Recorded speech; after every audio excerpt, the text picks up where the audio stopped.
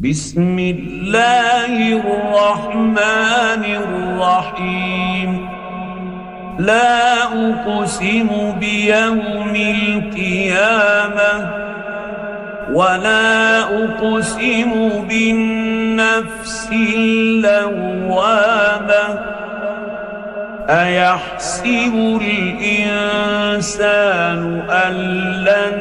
نجمع عظامه بلى قادرين على أن نسوي بنانه بل يريد الإنسان ليفجر أمامه